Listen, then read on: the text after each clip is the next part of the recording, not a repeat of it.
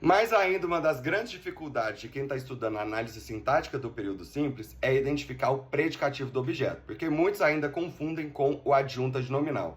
Isso porque se trata muito mais de uma diferença semântica do que de uma diferença sintática. Isso porque a característica que é atribuída pelo adjunta nominal é permanente e a característica atribuída pelo predicativo do objeto é provisória, uma diferença puramente semântica. E para a gente entender isso, vamos analisar esse seguinte exemplo. O juiz considerou os réus culpados. A gente faz a análise sintática aqui, no começo é simples. O sujeito é o juiz, o verbo é considerar, um verbo transitivo direto, e o objeto é os réus. Mas e culpados? Culpados é adjunta de nominal ou predicativo do objeto?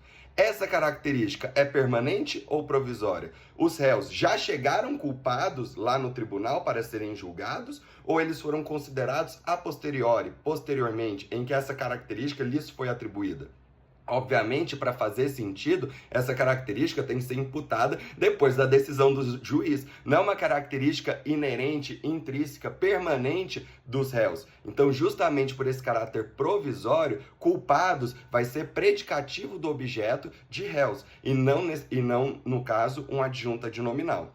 Só que fica muito mais fácil você perceber a diferença entre o adjunta de nominal e o predicativo do objeto quando você entende a natureza da construção dessas frases em que o verbo pede um predicativo do objeto, que normalmente são verbos de julgamento, como no caso desse exemplo que eu trouxe, que é o juiz considerou ambos os réus culpados. Ele fez uma consideração, um julgamento sobre isso. Ou ainda, eu julguei inconsistentes as provas. Então, nesse caso, inconsistentes é uma característica que foi atribuída a partir do meu julgamento, então é o predicativo do objeto nas provas. Ou ainda, nessa frase super simples, olha só, eu te acho legal.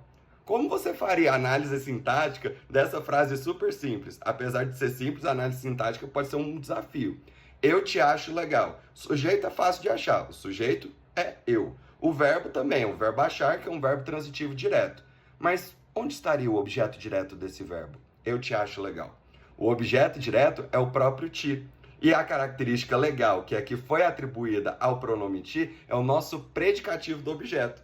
Então, em eu te acho legal, a gente tem o eu como sujeito, o ti como objeto direto, o verbo achar como um verbo transitivo direto e legal como predicativo desse objeto.